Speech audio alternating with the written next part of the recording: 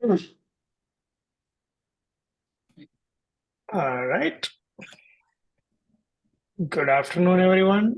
Thank you for joining another round CRM COE roundtable. This is 2024, January. I'm excited to have another great topic today, specifically helping the COE leaders. So we will be speaking about the Salesforce or the CRM M&A and organization consolidation. How do you navigate if you are the COE leader? So we have two experts, those who have been handling multiple M&A transactions inside the country, outside of the country. When I say inside, within the US, outside of the US, I want to be very specific where we are. We are based here in the US. My name is Velu Palani. I'm the host. I'm based here in Dallas, Texas, in the US. And my role is platform leader for a large healthcare services company. And I manage multiple instances with multiple thousands of users. And I also run the CRM COE, helping the COE leaders to learn, perform, and excel. Having said that, I would like to introduce Scott Beach.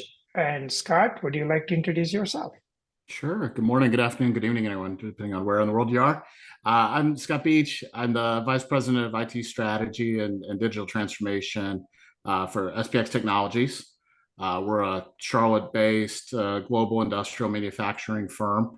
And in my role, I'm responsible for our overall technology roadmap and strategy, along with our digital transformation pursuits. So for me, on a day-to-day basis, that means I handle our customer experience solutions. We're responsible for the front office and CRM, basically our lead and sales capabilities. I think we've got 9 instances of CRM and a couple dozen sandboxes floating around that we manage. I also co-lead our marketing council and our digital software development council, so in the engineering and marketing space. And interestingly, over the last 4 years, I've had responsibility for IT as the IT representative for merger and acquisitions. We grow a lot through acquisition, and I've completed, been a part of 8 acquisitions in the last 4 years and a couple dozen due diligence pursuits. So when Velu called and said there was a topic about CRM within M&A, my little Venn diagram, triggered, and he gave me a call. So thanks, Velu, for the time, and we'll turn it over and introduce Dan. Okay, Dan, please go ahead, Dan. Sure. I work for Transunion, very similar background like Scott. I lead the technology aspects of M&A here. So I own the pre-diligence, the diligence, and then the post-merger, which is a good part of it, because if you said something during pre-diligence that you're going to help the top line or bottom line this way, here are the synergies. During the diligence and during the post-merger, you're now held accountable. So we are also accountable to the business outcomes that we promised in the pre-diligence. We've also, just like you have, Scott, TransUnion has gone through a few very big newsworthy M&As. We had a $3.1 billion acquisition, followed by another $1 billion one. So the last 2-3 years have been very busy, bringing them all in, synergizing all the pieces. So typically there's data, there's technology, there's process, there's InfoSec. But most importantly is also the people. Are they placed in the right places to do the right thing so we get the best out of them and they are the happiest here? Thereby, the business outcomes are fully met. So bringing it all together is what we do. On the technology front, we do have good business partners. We work very closely with them. And when Velu said this is the topic, M&A, it popped up and we chatted a little bit. And he said, Dan, this will be a great thing to join. So I was very happy to be here. Happy to have a good series of roundtable discussions here. Look forward to this. And if anything doesn't get answered here, feel free to ping us offline. Thank you, Dan. Really appreciate it. And I don't think I would have found better panelists than you two. And I'm fortunate, and thank you. All right, so we'll just get to the topic. So, folks, as you know, we are a lot of COE leaders struggle to understand the space, and you don't go through this quite often. It's not like your integration, it's not like your migration work, building some new service cloud or sales cloud. So M&A happens not that often, but when it happens, sometimes you hit with left field and lots of curveball. How do you prepare yourself? And if you're buying a company, how do you prepare yourself? If you are selling your company, how you prepare yourself? So we'll talk about pre-merger, some practical challenges, having experience, you having gone through this mergers. I would love to get some update from Scott and Dan. We'll also talk about the post-merger. That's where all the fun starts, right? Why did we buy the company? Did we really make the right decision? And when things don't go well, first team should be called upon is the customer service and sales. Why am I not meeting my revenue goal? Why is my customer service badly affected, and so on? So we'll talk about that today. So we will go through some series of areas, and number one area that I want to talk about, Dan. As a COE leader, I always, and I've been working with the CRM systems for many, many years. This is my 24 years with Salesforce. I think people think, do I have any life? I do have some life. This is what I do. So, so when we look at COE leaders, how often their input is valued? If so, what is the input they can provide during the due diligence? Yeah, it's a good question. So first off, right, during due diligence or pre-diligence, even there's a stage called pre-diligence before due diligence, the number of people in the know is very, very small in order to keep the information from going into the wrong hands, because the SEC is very strong about certain rules and regulations you have to follow, which means people could, if they get information ahead of time, they could hedge their bets a certain way, this way or that way, which is the reason why there are all these rules and regulations. And every time somebody is read in, we have to go through a process. Why is this person read in? What are the data they're going to be shared with? Who will they talk to, who they cannot talk to? And they sign an agreement with the pre-diligence team saying, you will be brought in, let's say, for CRM systems. And you'll just be talking about it. And outside of this room, you'll not take any data, you'll not copy anything, you'll not be on an email, you just talk to it. So we try to keep it very small. So the question is, how critical is it? First, I told you, why is it kept at a very small number? The input always is very critical, because the more the information you have, the more solid a footing you're going to have when you talk about synergies, top line and bottom line. But we don't have that luxury all the time of getting everything about every detail before we can make a call, because of the reason that we have a small number of people. So most of the time in the industry, what happens is technology is important, but that is not the driving factor. I think Scott will agree with me that there are bigger things to worry about. What is the market share? How much is the growth going to be? Are you going to make much more money? It's all about money, money, money, money, money. And then, by the way, is there a synergy of technology? By the way, are they fully leveraging the processes? And if we did use CRM the right way, would your top line go up? Those are the areas where we could come. And if we have a base information, for example, we know that this entity is using exactly the same platform, but different processes. It gives you some synergy ideas. But if one entity is using Microsoft Dynamics and one entity is using Salesforce, there is some work to be done from a technology standpoint and process standpoint. But at the same time, is there an opportunity for the business to cross-sell the products is a lot more important to hit the top line than what the technology or the CRM system expertise is. The CRM business expertise is very important, or more important than the actual IT importance. I hope I touched upon it. Scott, did you want to add more to that? And first off, I'd agree with you wholeheartedly that your order of operations is correct there. The team is small, the data we can capture is limited, and the CRM health and rollout is rarely material. When we're saying, okay, we were going to buy that company, but they were on Dynamics, I guess we won't. That's not how this tends to go. Yeah. But we can learn a lot even in due diligence. And I wish, Dan could probably agree that you always wish your due diligence was longer and that you could have more people under the tent.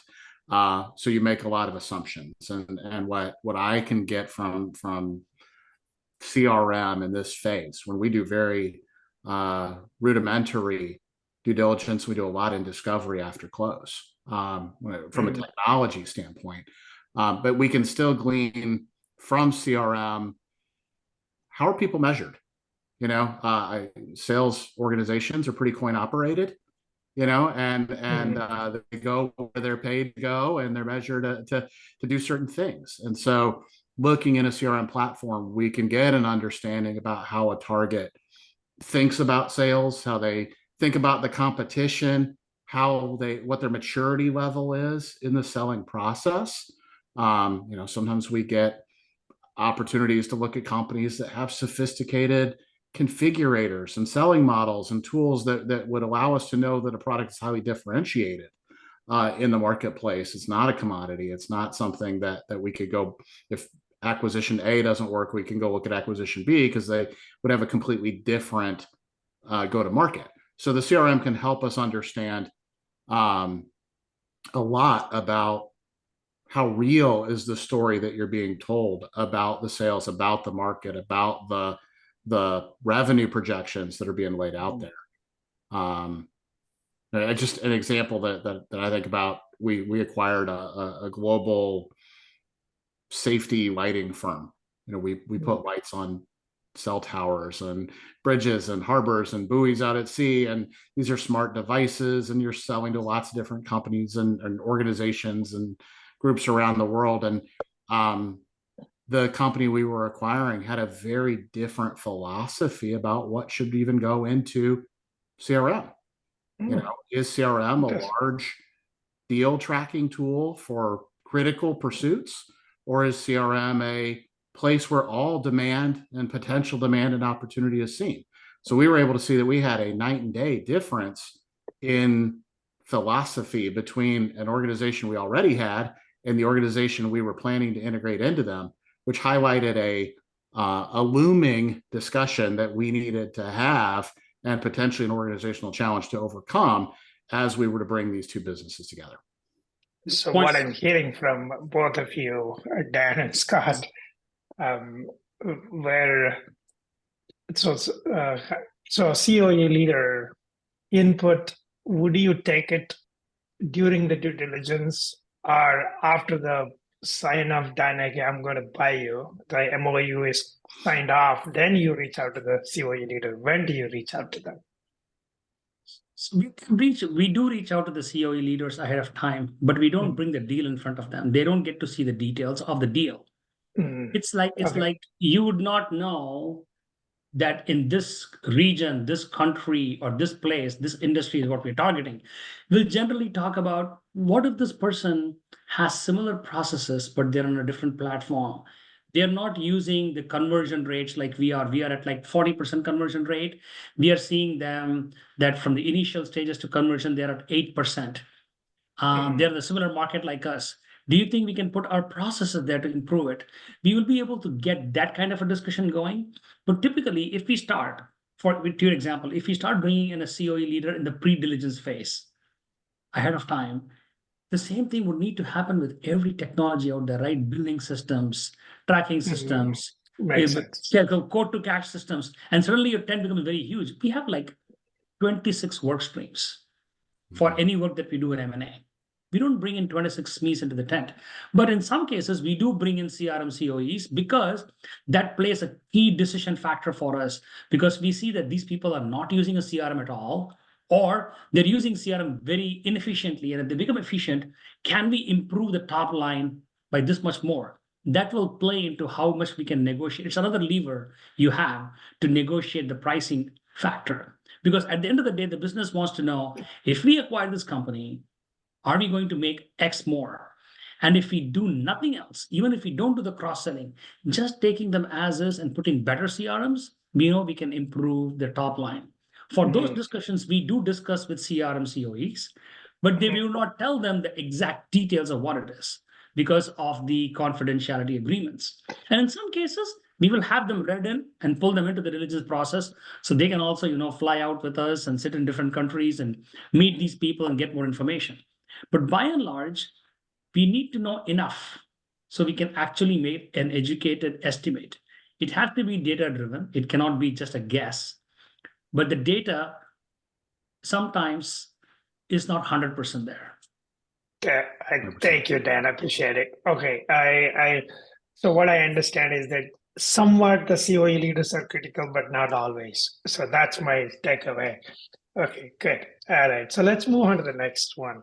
This is my dear to my heart because everybody knows when there is an M&A, there are winners and losers. There is not always winners. There is not always losers. So winners are those who keep the job.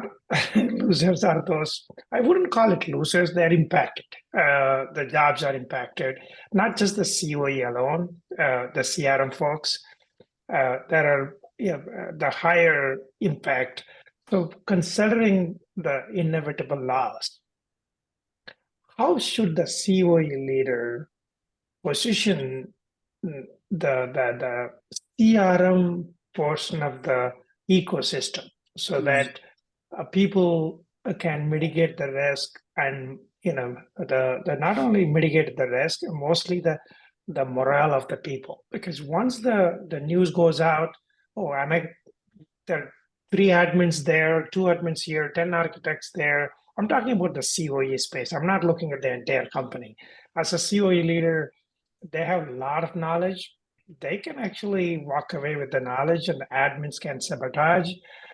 So I wanted to understand your perspective of how much preparation the COE leader should consider during the M&A with respect to the talent or the people. Scott, you want to go? Yeah, maybe we've just been fortunate.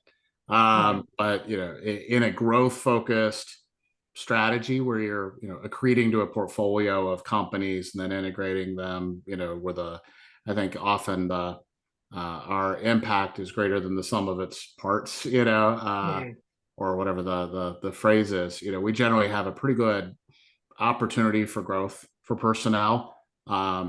Rarely is consolidation or that kind of structural headcount reduction a part of how we operate, because we're going into white space a lot with things we don't do today.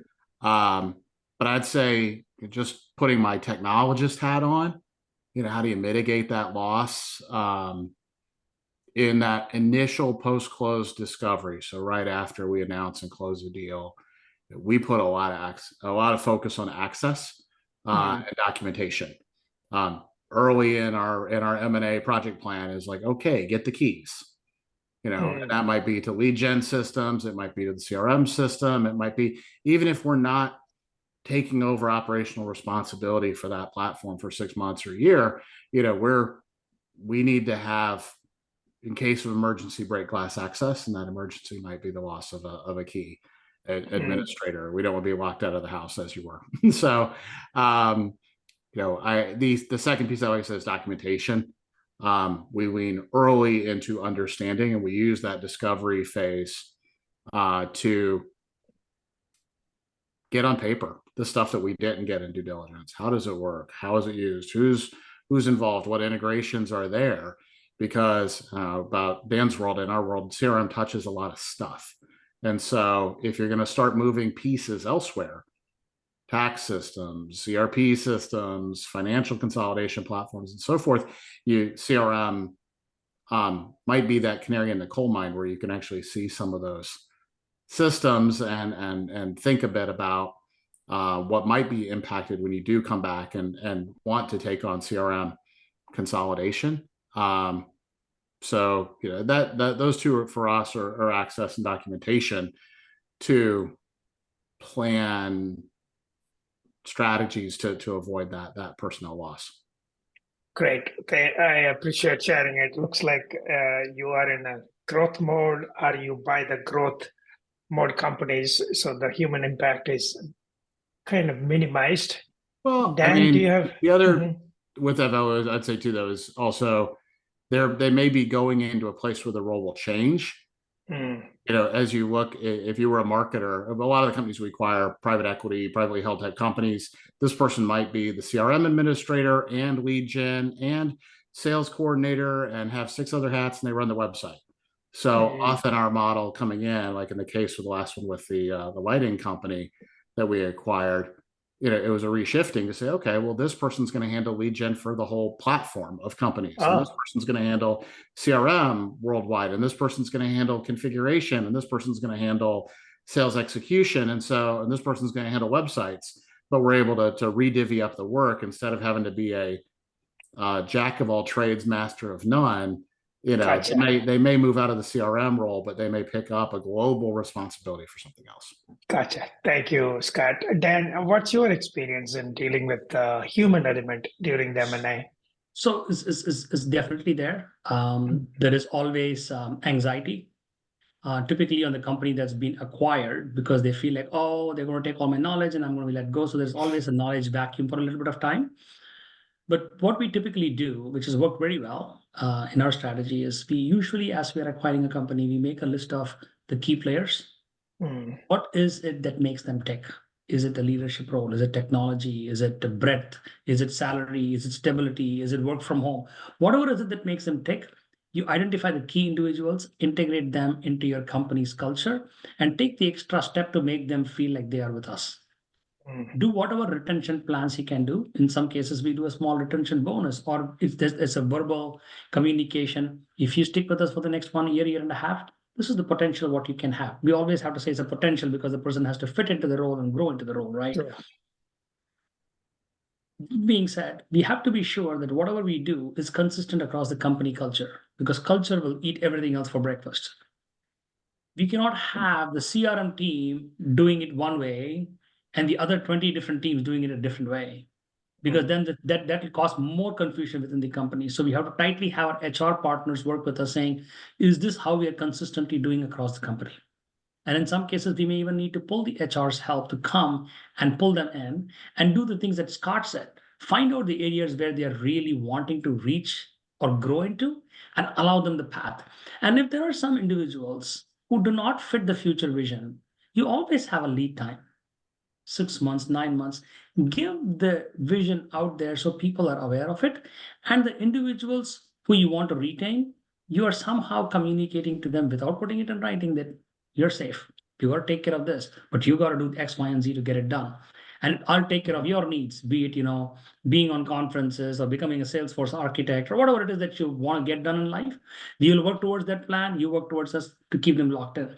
And the ones who are in the bottom of the pool, you have to align to where the company is going to be profitable, which means there will be some people who eventually are let go. But you can work empathetically with them so they have enough of a lead time to find their next role, either within the company or outside the company, and move on. So it becomes a win-win for both sides. I've seen it done wrongly many a times, very brash, harsh ways. And I've also seen it being done in a very empathetic manner where the leadership is very transparent, HR is onboarded, and it's top down. Everybody's communicated to. It's already said, okay, we're going to take the next 9 months to get this and this and this CRM integrated into this, these processes integrated. Along the way, these things are going to open up. Everybody tries to get into a win-win mode. And Gotcha. those who do not fit the picture should be given a way out and enough time so they can transition into a different role within the company or outside the company. Thank you. I really appreciate this. This is a little bit emotional for leaders to. This area is very emotional, right? You have to be very thoughtful, and you got to look at not just the bottom line. It's not always money, money, money, but there is a human element. So that's why I said, okay, let's bring this up. And we are in January 2024, especially in the US. Last quarter, we had a 3.3 economic growth, GDP. Hopefully, when M&A happens, when people have to go and find something else, there should not be too much a problem. This is a good time to be in. So let's move on to the next topic, which is the data security and confidentiality. Right. So the key for us, Dan, what measures should CRM COE leaders take to safeguard the data, business processes, and make sure that the CRM administrators or architects who have access to the system, they don't walk away with the information that is needed. I hear a lot of horror stories. The moment the rumor mill starts, admins start running some reports that they should not be running. And architects start looking at some key integrations because they have the keys to the kingdom. And how do you protect it? And that's something that I, as a COE leader managing multiple instances, I'm always cognizant about it. And I have put in lots of checks and balances. I worked with the IS team to mitigate this risk. I want to hear from you. What do you see in the market when you go and analyze the companies, and how do you protect the vital information? So at the outset, security is a key aspect, whether it be M&A or not, because whatever dangers you're thinking about can happen in an M&A is slightly higher, but that can happen within your current environment as well, with a disgruntled employee or an employee who's incentivized elsewhere to steal some data. You got to protect yourself. So in the M&A space, we typically always have a security leader or a security lead under the tent, already included and read in. That is key for us because the security posture of the acquiring company has to be higher than the security posture we have, and we don't always find that. The security posture is usually always different. So the first thing we do is, when we are doing the evaluation, is what are all the security things that we do here that the acquired company is not doing right now? That's the first thing. And we put down all these things to plug gaps as soon as possible. And some of them we even try to negotiate before even legal day one. Can we start kickstarting all these security processes, get the security scans done, know what the gaps are, know what the issues are, with the admin's rights, privileges, all those things, break glass, all those kinds of things. Now, once the M&A does kick in, we typically have a quarterly recertification process to let know of these admins who have extra privileges, that every quarter you are bound by these rules, and they get to sign a document saying, yes, I am agreeing to these rules. And these rules include copying of data, consciously or unconsciously, always coming through a DLP session, like either a VDI session or a session through which they cannot cut and paste data into their local laptops. Local laptops are never used for personal reasons, all those kinds of things that they're signing up on. So if an M&A happens, the first thing they do is they also get to look at this certification process and sign up on this. That means they're verbally saying, yes. What this does is two things. One is it lets them reiterate they cannot do certain things, knowingly or unknowingly. And second thing, if something bad does happen, we have the ability to persecute somebody to the full extent of the law, because every quarter they're reading and agreeing to follow by certain guidelines.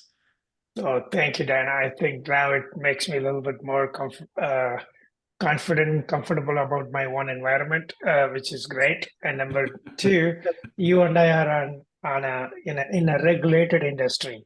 Yeah. Whereas I'm not saying you can do whatever you want, Scott, but I'm sure you should have some kind of processes in place. What do you see out there? Sure. Yeah, I probably have a different set of challenges than you and Dan, being in a commercial industrial space than in a health or financial. But I think to piggyback on something Dan said a minute ago, I think your general security posture on day one is very important. I can recall in the past, in past lives, that it used to be, you'd buy a company and say, well, it's not ours until we really get them integrated. And I think the fact is, the day that announcement happens and you close, those are your assets. And if something bad happens to them, because you can't say, well, we haven't integrated it into our great security environment anymore. It's still, that's not what the headline reads. If it's hits the Wall Street Journal, is not going to be, well, company that got bought, got ransomware or something, but it's not their fault. I go, no, that's not how that reads. So, for us, it's a day one set of actions that we pre-stage and deploy so that the moment those assets transfer, that we have good insights on data movement and unusual activity and perform initial mitigations and remediations of that environment just to take care of any latent threats that were there at the time of the close. And then I think, what Dan's saying about making sure people understand and attest to their responsibilities. We use tools for role approvals and sign-offs and regular retests to make sure you don't have accounts out there that shouldn't be there and so forth. There's a lot that can be done. I think what's been interesting for us as we've grown and become a more advanced global firm, is we have to be more aware about differing regulations around the world and how we have to handle data. What may have worked for us as a US based company may not be how it's handled in other parts of the world. And our scope has grown to include more, military customers and military content and having an example of having a business that has both commercial and military business in different parts of the world. If they sat down and said, well, we would like to talk about a consolidated CRM because we're consolidating our sales processes. Now you're in a completely different world as a CRM leader thinking about, well, how can I make the system match the business process that they want, but also comply with laws and regulations and all the places where that needs to be. So we're having more pointed, more focused conversations with our technology partners about data residency and data segregation and that, so that a sales leader doesn't sit down and say, okay, well, let me think of a very nuanced way that I want to run my team. They just say, okay, I want to be able to run this team. I got 10 sales directors and I want them to be able to do their job. They're not going, okay, except for this and these accounts over here and whatnot. So there's a lot more thought that goes into it when you add the additional complexity of regulation. So I have a lot of respect for what you and Dan have to deal with on the regular, and appreciate you for keeping our health and financial information private. I do feel that we go through a lot of pressure. I go through a lot of pressure. I do meet with my CISO and I have to give them a quarterly report and how is my security posture and who's accessing it, what's access. I think it's, in my opinion, we are like a maintenance engineers, the COE leaders. We are always behind the building, kind of probably the basement, but we know what's going on and how to keep the building safe, make sure plumbing works, and people have the right access to the right place. But we are unsung heroes when I say the COE leaders, and I'm proud to be part of a large organization where I can make a difference. But anyway, that's a plug-in about what I do. So anyway, I don't think we should go in there.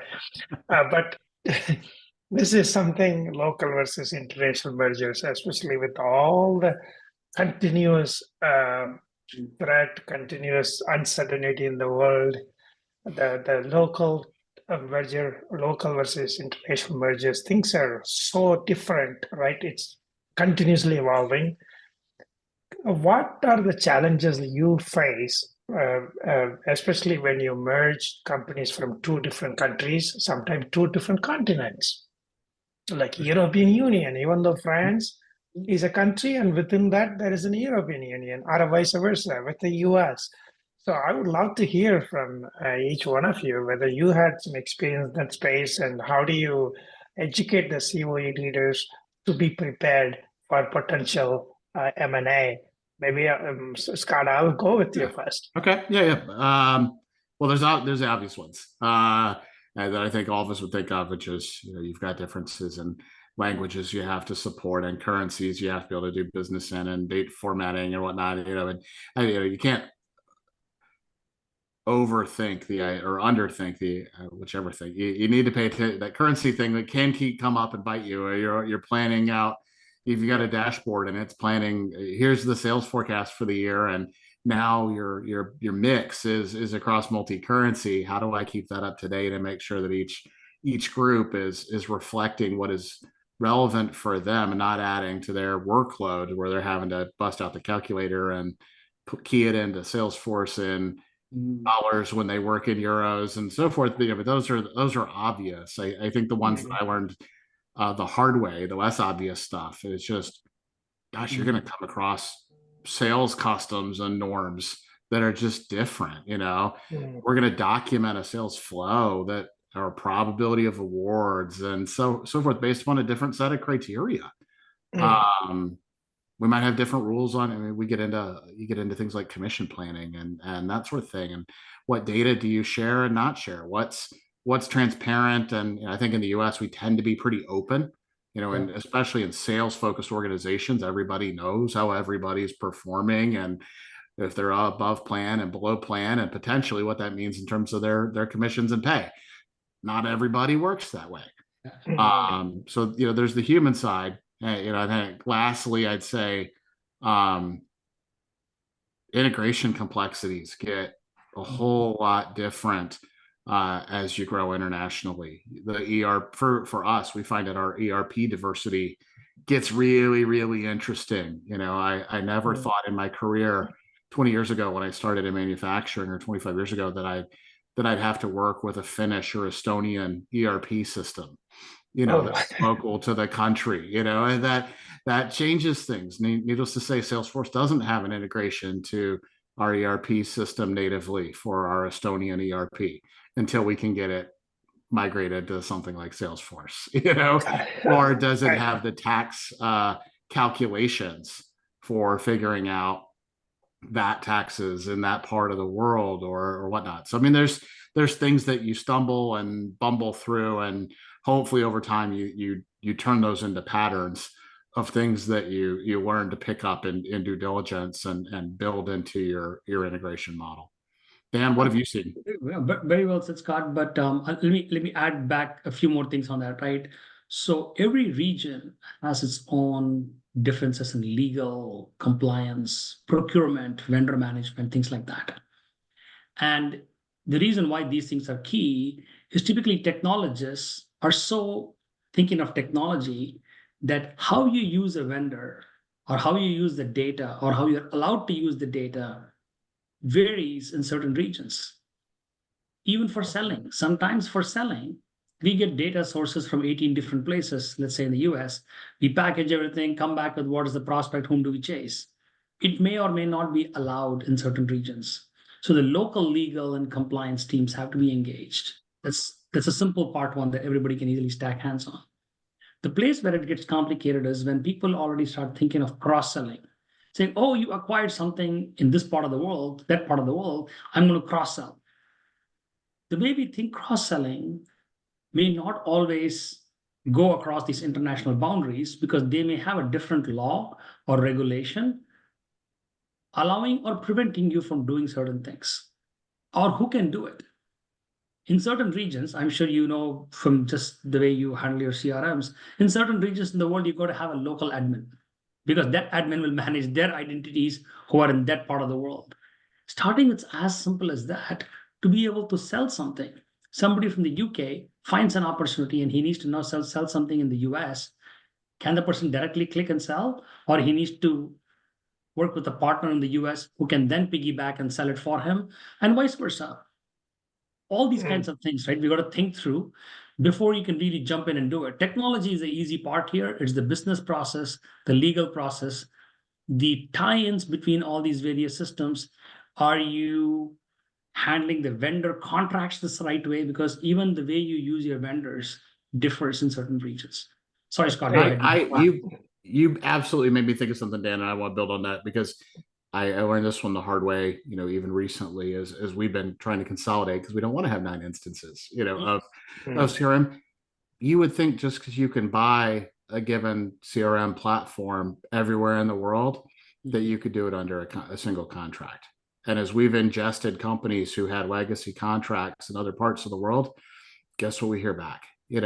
We hear, oh, well, I can't do anything to help you in that country from your sales rep at that CRM vendor because their scope of work, even though they're your global account rep, their entities around the world differ. And so, I come back to the thing about sales being coin operated, right? Well, they want you to say, well, what you need to do is move that instance in, XYZ country. You just need to move when you consolidate here in the US, because then I can help get you the best deal, but I can't do anything for you. And that was something that I didn't expect to see internal walls and hurdles within my CRM partner technology organizations as we were going through that consolidation. So Scott, I want to piggyback on one point that we perhaps missed in the previous sections. In certain states within the US, laws are different on how you can handle certain people or certain data. So within the US as well, in some states, if let's say synergy happened and we decided to let go of 5 or 10 people, if they happen to be in state A, your cost is different. But if they're in a different state, California, your cost is much higher because you got to pay them X months of severance and you got to pay them COBRA and all those things. Same thing with data.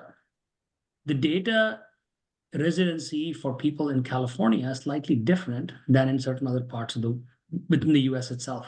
So we've got to think through that, definitely internationally in a big way, but even within the United States, there are certain states where the data residency laws are slightly different. But thankfully, the vendor laws are the same. If you get a Salesforce rep or a Microsoft rep, he's universal across the US. You don't have to worry about that person being different in California. But for other reasons, you do have to think about those things. All right. So as a COE leader, what I'm hearing from you, so you probably don't care too much about the COE leaders. You worry about, okay, what other than the technology, what about the people, the process, and how do you manage the data and so on?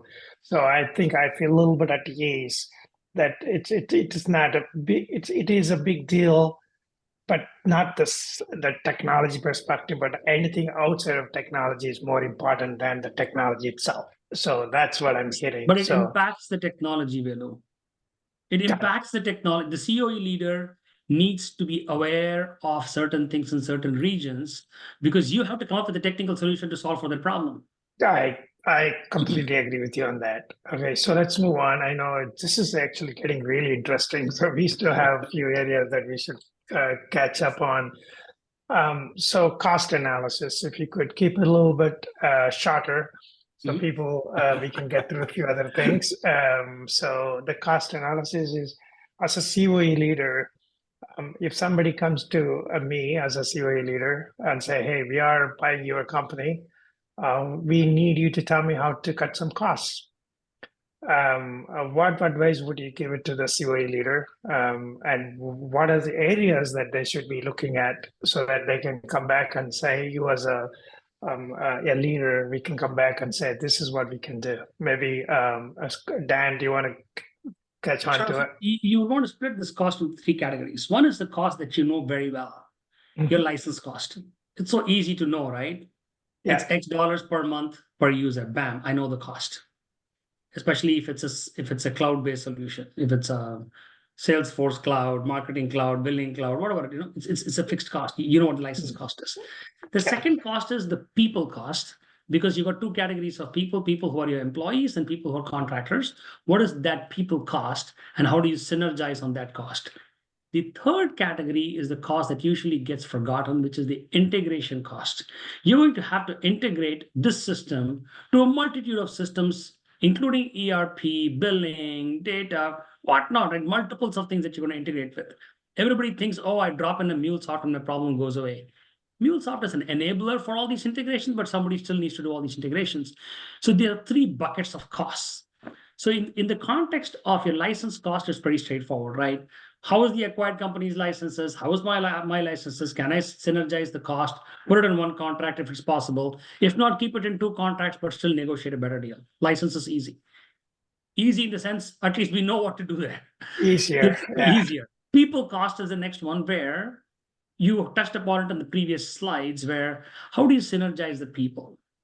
Because you may have X number of people doing the same thing here and Y number of people doing the same thing. As you bring them together, you don't need 2X the people. How do you synergize the people and optimize your cost in bringing those people together? even that is something right in front of you. It's a problem to solve. You can solve for the problem by looking at who is the better performer, where do they want to go. We talked about those in the previous slides. The key part where we lose out is the key data integrations, data coming in, your product catalog. How does it tie? How does it tie to the business top line numbers? And how are you doing to do cross sell and cross synergies? That is a soft dollar. And that cost is not easily put on paper. You got to forecast something without having all the data in front of you. And then you're held accountable to it after your integration is completed. Now they're going to say, okay, now that you merged A and B, I was supposed to make 10x the money. Where is that money? Because somebody has to figure these things out and connect the dots. And that is the component where I think COEs have to start slowly shifting their head from a pure technical landscape of licenses and people into the soft area. And in that soft area, it is not a click one shoe fits all. You've got to work through each integration, each cross sell together with this SMEs and come up with the right solution and be very planful and methodical about it, and then go to the execution phase. Those are my thoughts on this. Yeah. Thank you. Dan, you got 2 minutes on that. God, sorry. Scott, yeah. Oh, I get. Then I'll take one. If Dan got two, I'll take one. And I think Dan hit a lot of the highlights here. The only things I'd add, just a couple of thoughts. I think we do a great job of thinking about if we've got a standard CRM, we can model the costs of what it is to add that acquired company to our CRM.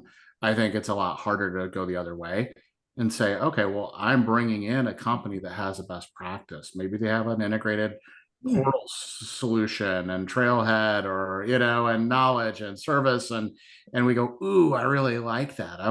I think we should take that idea and take it global. Everybody should do that.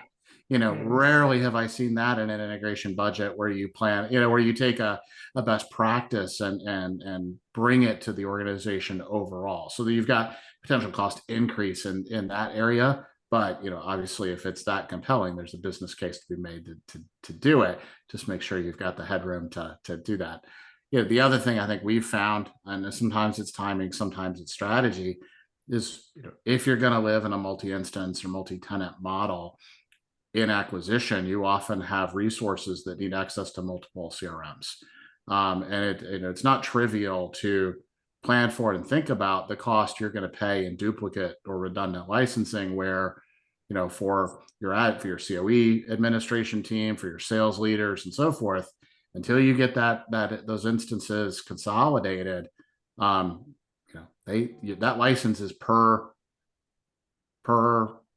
instance, per user per instance. It's not a global seat that says you can touch anything in the organization. So you got to think about those administrative overhead costs of running multiple instances. Thank you. And I think I'm just going to ask this question. Maybe I don't know how confidential would it be. There is always a budget. You are given a budget to deal with. I don't think your leadership will give you, okay, I have unlimited budget, spend as much as you want.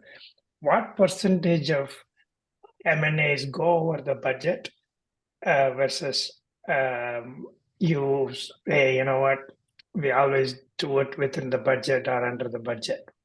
In general, I'm talking about whatever the experience you have.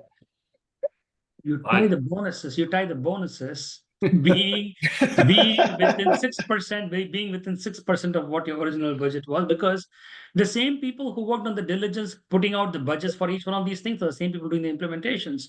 So quarter after quarter, you're keeping on top of it. So we are trying our best to keep within 6%. Not only 6% potentially higher, but in some cases even potentially lower, because if we over budgeted, that means that money could have been used somewhere else. We held on to that money for no reason, right?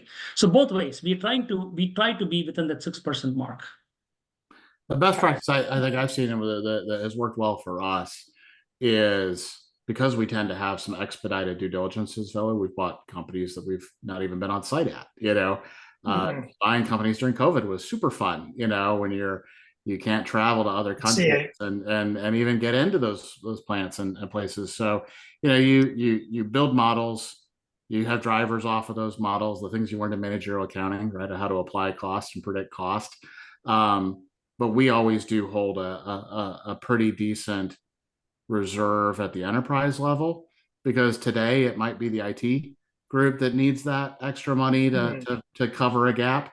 Tomorrow it could be HR, or it could be finance, or it could be legal. And so, I think it would be very challenging, and you could step out of the CRM world and just have an M&A, best practice discussion, and say, hey, there's always going to be a wrinkle somewhere in the integration of a business. It is foolhardy to think that you can predict where that wrinkle is going to occur.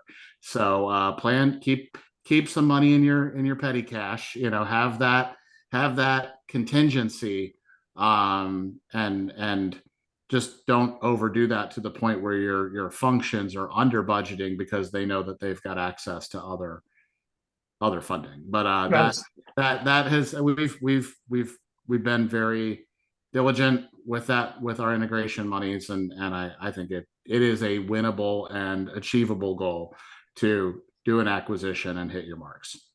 As Dan said, give me a number, and we'll find a way. We'll hit that number.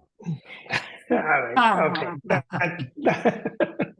No, thanks, Scott. I think this is important, right? The money is what drives most of the decisions. And it's as leaders, I think it is important for you to keep track of your budget. So I know we have 10 minutes to go. I'm just going to go, how do you track your success? There is always, I went to Northwestern last year, whole year. I went to school there. I spent a lot of money. I don't know why I spent that money. Now I'm trying to figure that out.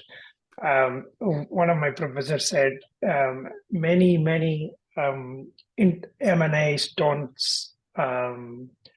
succeed well, and they always end up in there is not a failure but not successful. I don't know what that meaning, but that's what the professor said. It's not you don't use the word failure, but it's not as successful as you thought. But in the COE leaders, it's important that you need to understand the metrics, and this is for in the spirit of tracking the metrics. How do you know that it is successful when it comes to CRM integration and an M&A? Scott, what are your success factors? Yeah, we could always be more successful though. So I think that's a journey, not a clip point that you just, I'm over the line, I must be successful. But I think this is a difficult one, because I think the reason that CRM exists in organization can solve both, quantitative and qualitative things. So obviously at the top level, the deal level, you say, okay, are we accretive to operating profit for the organization? Are we achieving the sales revenue projections that were built into the model? But I'd say CRM plays a function in that. I wouldn't say that we're a driving function in that strategic top level pursuit of excellence. But I think in a day-to-day basis, I look and say, you can track your number of CRM instances. You can track the number of processes that you've consolidated into CRM. You can look at usage and adoption within the team. How often are they in, and are they tracking activity metrics, and what's deal close rates and things like that. On the project side, are we hitting our time, scope, and budget? Often for me, though, I think it comes down to one. If I put my old solution provider hat back on, Velu, from when you and I worked together many years ago, if I could walk into any company in the CRM space and I could only ask one question, I would ask them, I said, when you sit, if I could join your sales ops meeting that week and their salespeople are giving updates, are you showing them a CRM dashboard and they're talking to it, or are they in PowerPoint? And not an Excel sheet. Or an Excel sheet. If you show me a sales team that's looking against a Salesforce dashboard or a dynamic CRM dashboard and talking about their achievement to plan, the goals, the funnel, the opportunities, the losses, so forth, I'm going to tell you have an organization that's is highly likely to be successful at what they do. And if you show me an organization that says, well, no, let me show it to you in PowerPoint, that will tell you that you've got an organization that isn't living the spirit of I I think it's an excellent point. Maybe that's what I should be asking my leadership. Okay, where are we tracking? And okay, let me not get there yet.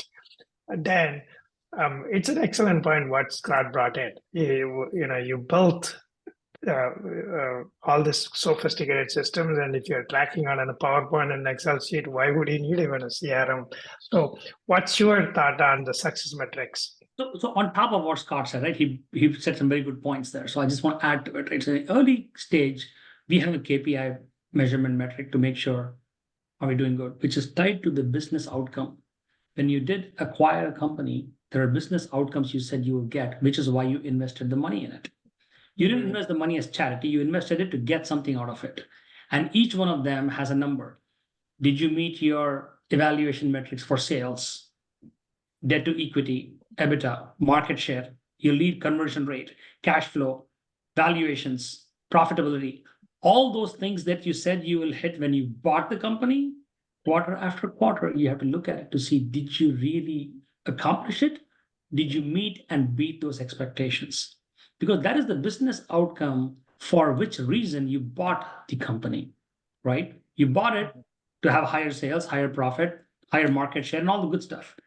So that business outcome is what is your key metric in the early evaluation stages. But very soon after the honeymoon period is over, you have to get beyond your early these numbers and metrics part. You got to now start thinking about, have these two teams become one? Have they started establishing mutual trust and respect? And how do you see it in your CRM solutions? You don't have, oh, this person has his own valuation for his success criteria and bonuses and commissions, and he has separate. It's all become one. People are able to cross-sell the products. People are able to represent the products. The sales teams are not territorial about, this is my product and that's yours, because your original concept was to bring them together so they can all sell together. They can all align to a process. Are they all leveraging consistent, similar processes across the board? Because of all that, is there now respect and trust in the organization? So we have to evolve to that in the second part. Numbers are still important, but if the people are not taken care of, very soon the numbers will falter, which is why first I talked to you about the sales, profit, market share, reinvestment, lead conversion rate, and whatnot. And then we quickly have to transfer over to the soft human aspect of mutual trust and respect. Thank you, Dan. I appreciate it. I just wanted to share with you my experience. Long time ago, I started using Salesforce since 2000. Early, I think 2011 or 12, I was talking to a company in Hyderabad. This is how they measure the metrics. Nobody fills the timesheet. Nobody puts the status report. Nobody uses Excel sheet, PowerPoint. If it's not in Salesforce, it doesn't exist. So if I want to see the status of the company, I instead of as an individual, I go log into Salesforce. Like this is what 12, 13 years ago. That time the ecosystem was not even that good. Correct. So they were growing about 350% per year. I was like, wow, this was Hyderabad in India, and that was amazed what you can do with the CRM. You can do wonders, but it's easy to say, harder to do. So let's move on to the last topic. Well, I think you hit it. I was like, to some extent in sales organizations and in organizational transformation, like we're talking about with M&A, you have to burn the ships, right? We're not going back to the way we did it. And to your point of like, if the only way to get commission and to get paid is that you've closed the deal and tracked your deal via the CRM, you can whinge about it for a while, but eventually you starve to death unless you start doing it, and putting the data, feeding the system. So it takes that discipline, and it takes an executive leadership to separate the noise from the critic. There will be things that may not be perfect in your CRM, but you can hold people accountable for using the tools in the right way and getting it to a point where it can be your sole system. Absolutely. I think this is where the top leadership comes in. If a VP says, send me an email with a PowerPoint of your last month result, That is a sign of not a good adoption. I think the engagement and then the sponsorship from the executives are very critical, in my opinion, and that's my experience. If Yeah. the top leaders are not engaged, logging in and checking it out, it's not going anywhere. Anyway, last question. We have a couple of minutes. Do's and don'ts for the COE leaders. So this is all about educating the COE leaders during, before, and after. What should the leaders should do and should not do? Scott, I go with you first. Ooh, okay. First, I would say I recall someone that I worked with many years ago saying rules before tools. Mm. Which is it is so easy for this to become a technology first, technology centric thing and completely miss the critical role of business rules, business processes, ways of working. And I would gladly say, pencils down on technology integration and implementation if we don't understand what our ways of working and business rules are. So I mean, I think that's one. Another do is just role clarity. I get asked a lot about how does a CRM support specialist differ from sales operations, Mm. or what's their role in the sales process. And I think having that clarity to say, this is what sales enablement looks like, this is what sales operations looks like and what you do. And here's what my CRM team is doing to support and enable those people. But we are not we are not driving your number. You are driving your number through the tool and the processes that we make available to you. And I think back to the thing about turnover, the last do would be, you don't have all the answers in integration. A lot of it is discovery, but the earlier that you can share the vision, it gives people something to hang on to. People forget how little they hear from you when they've been acquired and they're sitting on the other side, like wondering if they've got a position or wondering how they fit in the new organization. You cannot communicate too much about how this thing looks on the other side, even if you think it might be impactful to them. I promise you that what's rattling around in their head in the absence of information is worse than anything you could share. Thank you, Spot on, Scott. I appreciate it. I'll make it quick. So vision is definitely number one. You've got to be able to share the vision and the strategy and let people know that they have a role in the future vision. For them to know that verbally from the leader is very important.